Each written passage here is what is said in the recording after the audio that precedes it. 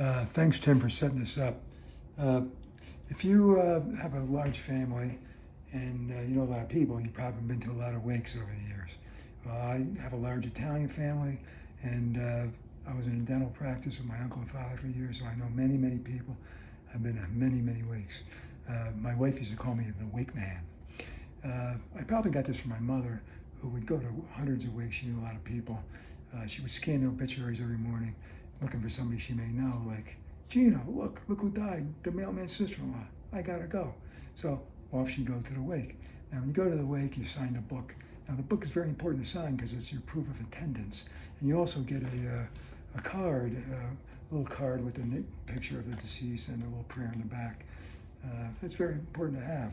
So my mother would come back from these wakes and she'd give these cards to me and my little brother, and she goes, "Here you go." It's like a souvenir. We'd be like, "Thanks, Mom. What are we gonna do with these?" But then my brother got the idea. We could trade these cards. I got a second cousin, Phil, for Mom's cousin Mary, and we trade them back and forth and so on. So when my mother's Uncle Charlie died, we couldn't wait for her to get home from the wake because Uncle Charlie, we knew that Uncle Charlie card would be a special card. And see, Uncle Charlie used to race motorcycles in Italy, and one time in a race, he crashed, he broke his leg and lost part of a finger. So us growing up loving motorcycles, he was a special card to us. Now our mother also knew that the Uncle Charlie card would be special because she took two cards, one for each of us. The undertaker at the funeral home also knew they would be special, so he even had them laminated. So that way, future generations could enjoy them for a long time. When you think about it, these cards are the ultimate collectible. There's never going to be a second printing, right? So when I stopped trading the cards, I used to bring them home and put them in a shoebox. Same shoebox that we put the wake book in. Every Italian family had a shoebox called the sacred shoebox. They would put those in there. They'd put birth certificates, baptism certificates, communion certificates, and our mothers would write down complete medical histories on the back of these certificates. Even vaccination dates. Buddy broke his leg, broke collarbone, 1961. Victoria's first period, 1972, etc. So when Uncle Charlie's wife died, I couldn't make the wake. So what I did was the old wake by proxy trick.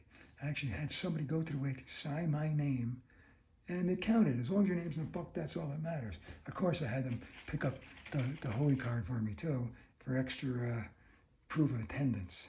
Now, a while back, my Uncle Pete gave me a call. Now, almost every Italian family has an Uncle Pete, right? He said, "Bill, where's the book?" I said, "What book you talking about, Pete?" He goes, "The book from your father's wake." I said, "What the heck you want that for? It's been like 20 years. Because I want to see if Rocco Matalano went to your dad's wake. Because if he didn't go, I'm not going to his." I go, "When did Rocco die? He was a great guy." He didn't die, but I saw him the other day. He didn't look too good, so I'm just planning ahead. Well, because the book was in the sacred shoebox, it was very easily to find. So my uncle confirmed he did go to my father's wake, so that was good. But about 2 weeks later, in the paper, I see Rocco. Oh my God, I call my uncle up. I go, "We gotta go." He's like, yeah, I'll go. I'll meet you there. So we get to Rocco's wake. Long line. Rocco was a very popular guy.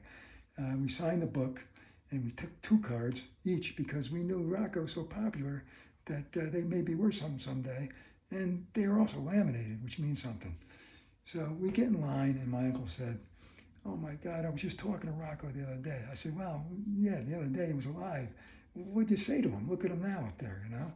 And we get farther up, and because it's an open casket, it's an Italian wake, and my uncle peeks in, and he goes, "Oh my God, Rocco looks good."